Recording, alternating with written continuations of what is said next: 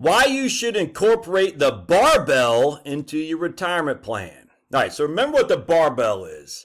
I'm the guy who came up with this. I should have trademarked it, and then my man Chris Barfield from BarfieldFinancial.com took it and ran this great strategy session that he runs on his website, which I'll share with you right now, as a matter of fact. Actually, I'll share with you after I explain what the barbell is. Chris Barfield, the freaking U.S. Marshals, always trying to snake the old buddy Josh. So the barbell is pretty simple. It assumes, let's say we need 50, let's say for simplicity, we got $1 million, all right? So we got $1 million and we need 200,000, we need 50,000 a year cash, 50,000 a year cash to cover our expenses. Now, this isn't your total expenses. This is expenses that you have above and beyond what's covered by pensions, what's covered by your Social Security, what's covered by your labor if you're working. This is just how much you need from your portfolio. We need 50,000 a year. So my barbell strategy says take 200,000 schmackaroonies and put it in cash, money markets, CDs, T-bills, I don't care, and the rest in VTI.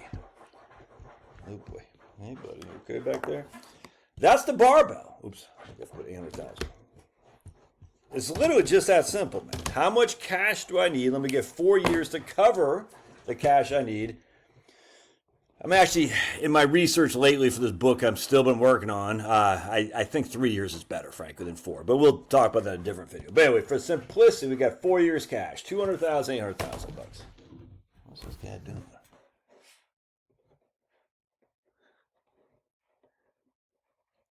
You okay? Yeah. Anyway, so that's the barbell. All right, so let's see what my man Chris Barfield, and here's a Barfield Financial, and he's got a book on here for the barbell, which is actually fantastic. It's free too, if I can find it. Hold on a second.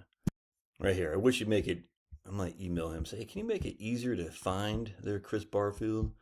So there's a Barfield, the 2025 edition of the Barfield Strategy. It's a great read, dude.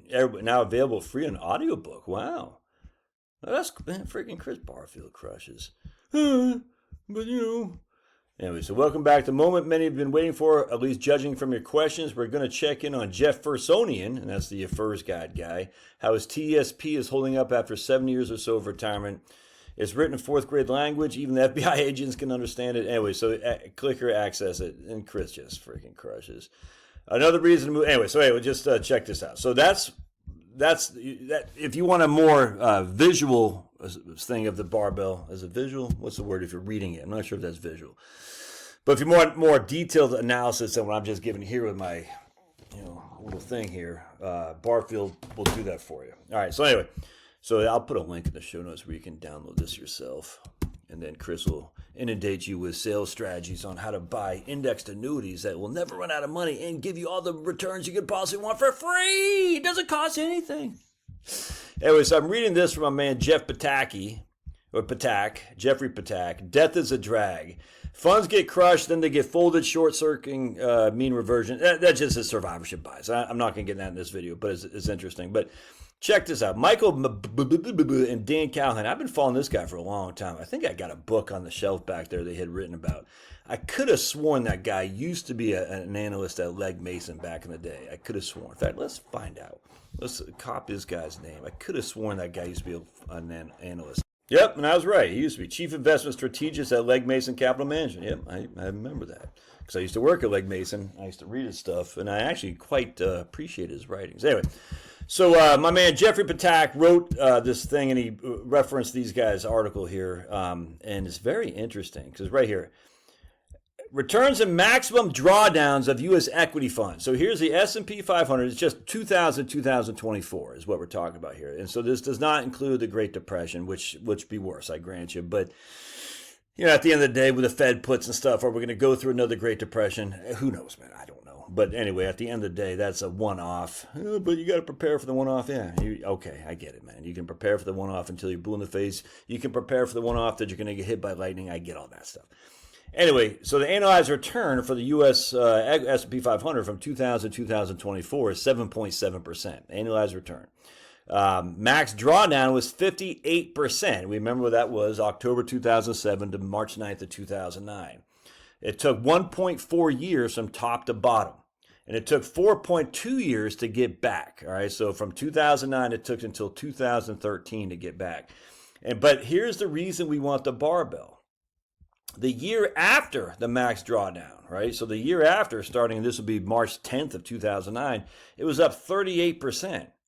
In the next 3 years, it annualized 23%, amigos. You see that? And here he talks about the top 20 funds. We'll just pick number 10. The max drawdown was right here, 1.4 years. It took 2.4 years to get back to even Steven. But look, it was 82% in year one after the drawdown. 35% annualized year 2, 3, and 4, or 1, 2, 3 after 3 years after the drawdown. The point being is we don't want you selling stocks that A, have just got destroyed, and B, potentially could jump back in high.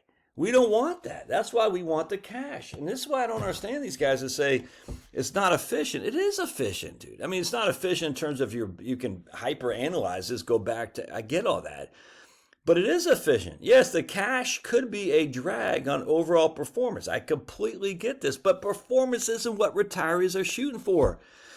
Stability and not running out of money, man. And I'm just sitting there thinking, you got to change your comparison. Are we looking for efficiency or are we looking for stability and viability? It drives me up to, who's that? The Rob Berger? I'm like, I don't know if he's still hard. I don't know. But he had posted a video a couple years ago. I couldn't believe it. I said, dude, what are you talking about? It's like the 60-40 portfolio without the barbell is the way to go. You're losing money. I was like, oh, man, it drove me up the wall. I'm like, well, you could say the same thing. You're losing money if you didn't buy Bitcoin. You see what I'm saying? It's the same thing. What you did not get is not losing money.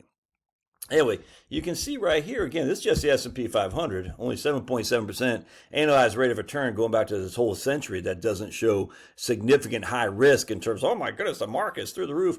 But it took 4.2 years to get back. Time back to par, 4.2 years. Now, that's why I used to say I'd like the 4 years of cash. Again, we need 50,000 a year, 200,000. But it's just that one extra year of cash.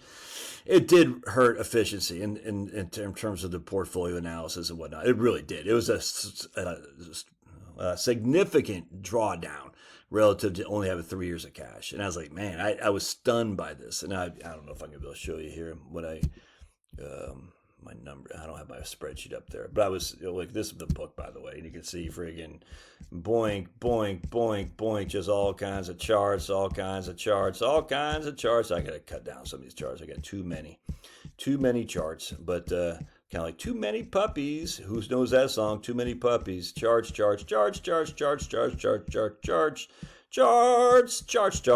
And that's just before I even get into Excel. Like these, I don't need to put all this out there. That's a lot of. But I kind of like it. See that red? That means it went bad. I kind of do like that though. But it takes a lot of pages. But I don't know, man. We'll see. Anyway, I was going to show you this. Yeah, right here. It's interesting. Anyway, I love it, but I'm not done.